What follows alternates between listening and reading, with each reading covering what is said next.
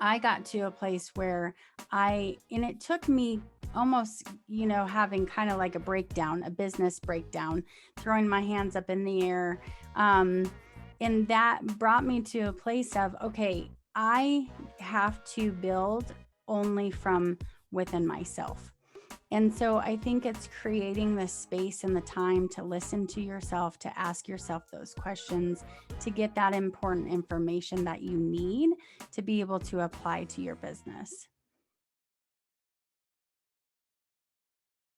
Hi, this is Nick Armstrong, and I'm the lead organizer of Fort Collins Startup Week, and you're listening to the StartUp FoCo podcast. Not just listening, but also watching, because that's a thing we do now, which is really a fun and fascinating thing. We get to speak with entrepreneurs around our community, and today I am so thrilled that we get Sarah Monares of the Monares Collective and also the We Spot. And Sarah has a really fascinating topic. I'm going to let her expand on it so that you can hear directly from her. Sarah?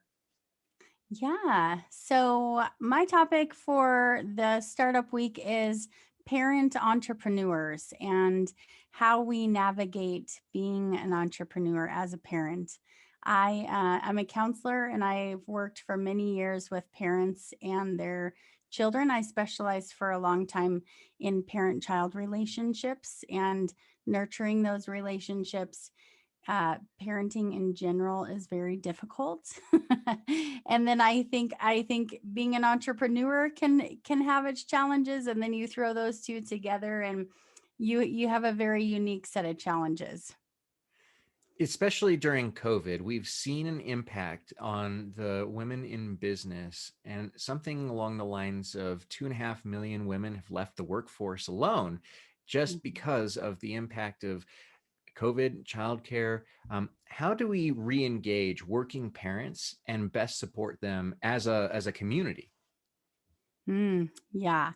Yeah, it's been difficult. I have experienced that firsthand, having to work from home, also do remote learning with my child and try and it's a bigger juggle than I think we've ever had before. I mean, for me for sure, juggling homeschooling when I didn't sign up to be a homeschooling parent with, meetings and sessions and all of those things as well. So it really has affected women in a big way and men.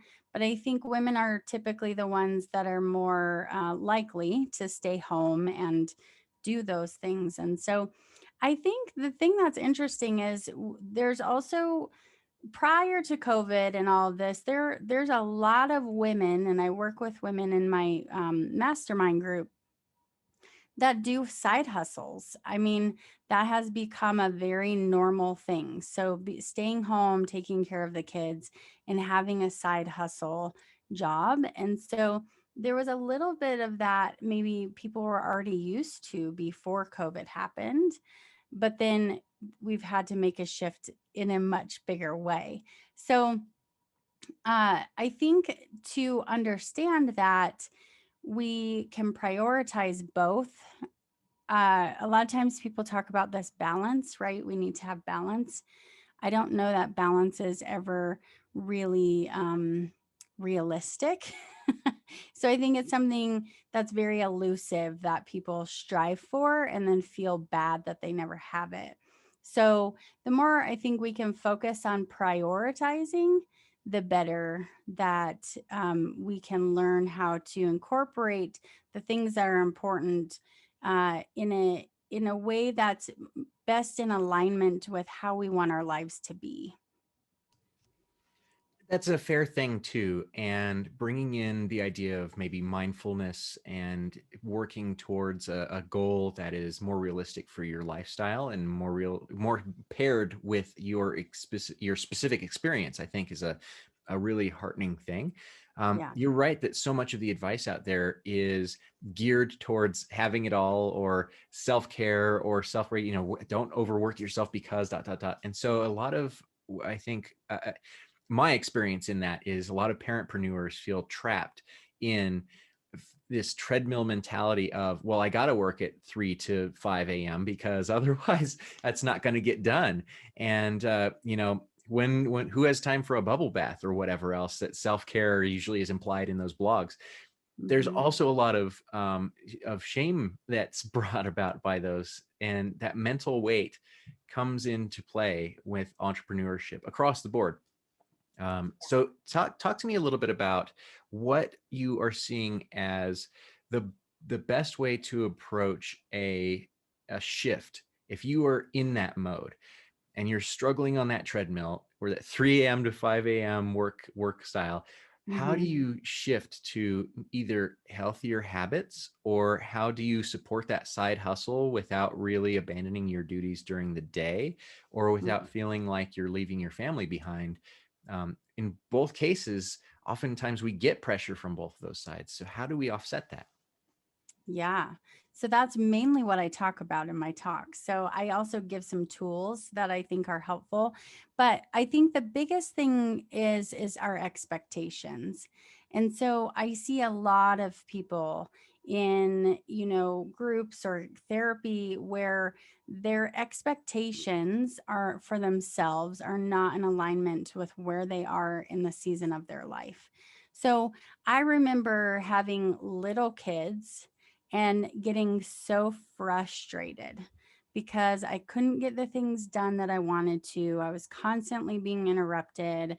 Um, it was a very hard and frustrating time in my life. And then I think that's where that guilt comes in too, right? Like I'm not being a good enough mom, or I'm not being present enough with my kids, but I'm also not getting my work done. And so I think a key is really trying to embrace the season that you're in. So my kids are 9 and 20 now. They're a lot more, my 9-year-old can get his own food and all of that. It's much different than having really small children. And so I think that we have to be realistic. This is the season that I'm in, knowing and understanding it's not going to last forever. But what's realistic for me right now? What should my expectations for myself be right now in this season?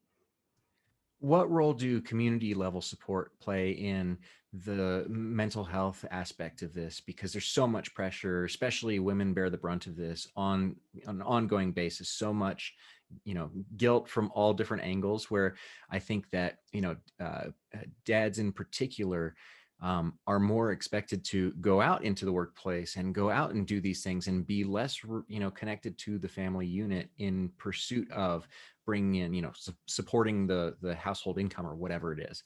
And that also has catastrophic mental health complications as well. But Mhm. on an ongoing basis, are there things in the community that can help us support and offset those worst outcomes of mental health pressure that comes into play? Yeah, and I think you said it a second ago, is that support, like reaching out for the support, engaging in the support. Um, I love my women's business mastermind because there's such power, healing power too, in knowing I'm not alone. I'm not the only one who feels this way. I'm not the only one who struggles with it.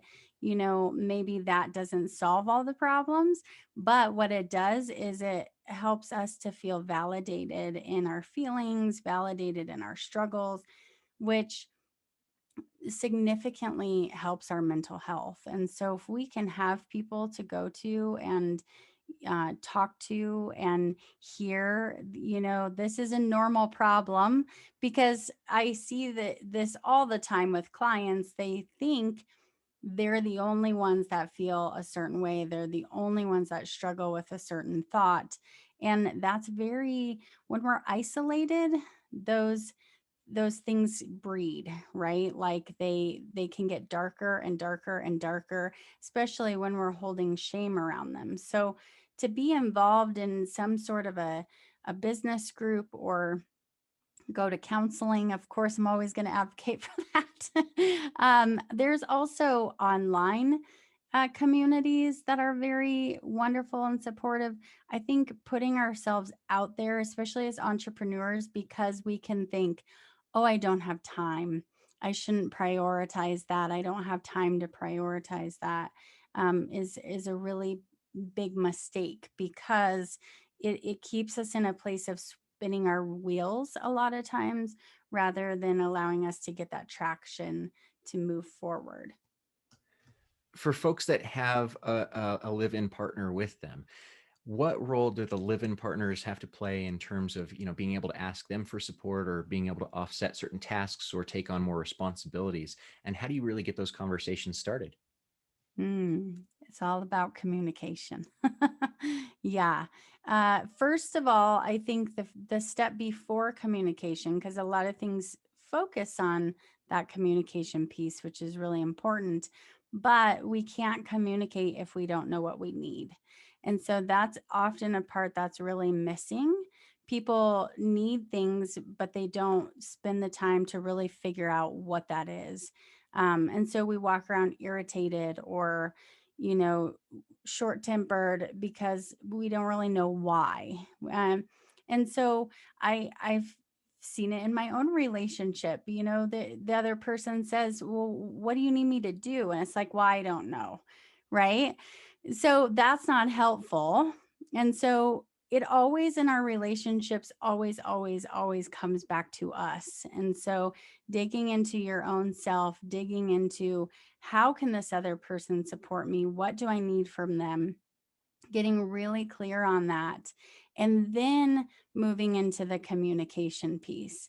And that communication can feel scary sometimes, because it's vulnerable to say, "I need this from you," puts you into a vulnerable space, but it's a space of beauty, because actual change and action can happen there. So then being able to say, "I need you to watch the kids from this time to this time," or "I need this." Another piece is communicating our goals. So if our family knows what we're working towards, if our family knows, dad has this really important meeting at 6 o'clock, and this means, we're working towards this family vacation or whatever it is, including everyone in that, and making sure that you're communicating it, is really huge and important as well. I want to acknowledge a really critical thing that you just said, which is a summary that you cannot project manage in a vacuum. Yes. Whether you are running a household or your own business or all of the above, you cannot project manage without good communication and understanding that that's the role that you've taken on. And there's a lot of pressure and dynamics that come along with that. I Mhm. so appreciate that approach because it's not only is it holistic, it brings in all of the stakeholders into your happiness, but also the people who want you to see you succeed the most, who, if they are on the same page as you, will reach out and do the things that you ask them to do. But they have to be in the know. And so that role as household project manager or business owner project manager slash janitor slash CEO slash chief finance officer, all those roles that you take on each carry their own weight and have to be communicated in that way too. So what is when you see a what is the biggest step of improvement that you see from your community when they come to you and ask you for help? What is the one thing that turns them around, or one thing that makes them feel like, aha, like I finally get this, I finally feel supported, or I feel connected? Allowing themselves to be who they are. So I think one of the most detrimental things I see in business is, you have to do it this way. Like, you have to have this platform, or you have to have this program, or you have to roll something out in this way. And there's a lot of that, you know, w- this is the formula you need to be successful, and I don't think that that formula works for everyone. I think that the people who are successful did it their own way. And we can't maintain success if we're doing something someone else's way.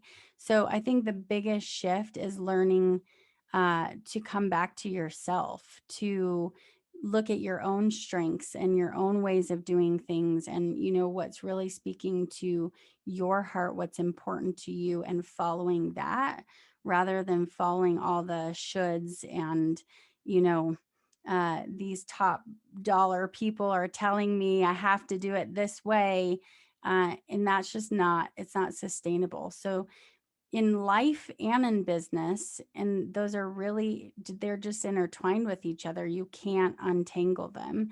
It's all about coming back to ourselves, listening to ourselves, and following our own path.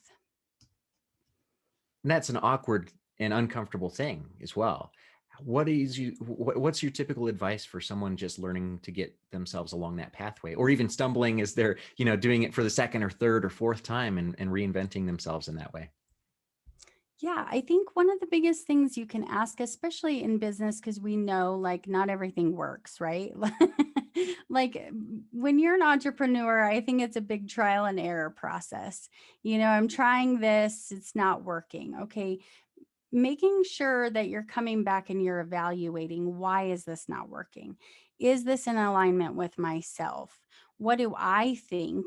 That was the biggest thing for me. For a long time in business, I just wanted someone to give me a roadmap. Like, tell me what to do. I'm really good at following directions. I'm really good at, following the formula. But I just kept hitting a wall and hitting a wall, and it just was not working. And so, not until I got to a place where and it took me almost, having kind of like a breakdown, a business breakdown, throwing my hands up in the air. Um, and that brought me to a place of, okay, I have to build only from within myself. And so I think it's creating the space and the time to listen to yourself, to ask yourself those questions, to get that important information that you need to be able to apply to your business. Yeah, that business breakdown. I think so many of us have been there, done that, got the t-shirt and done it in a place of isolation, which is just the worst. It's the worst thing you can do to yourself as an entrepreneur. Knowing that whatever their business is, that they are bringing their own uniqueness into that business, and to not try and fit themselves into a box or mold themselves into what they think they should be, but really learning and getting the support to nurturing who they are, um, and embracing that, and being able to bring that into their business. Sarah, where can we find out more about you and your work? Yeah, so I have a community called the We Spot. We're very active on Facebook, not as active on Instagram, but we're on there. And you can also go to the wespot.com. We have 25 writers. It's all growth focused. Um, Articles, blogs come out Monday through Friday. It's really important to me to have a space where people can get free access to growth content. Um, Also, I have a podcast called the We Podcast, and that's all growth focused as well. Talking about the things people don't talk about is my very favorite thing. And so you can find that there. I'm also my personal Facebook, I'm pretty active there too.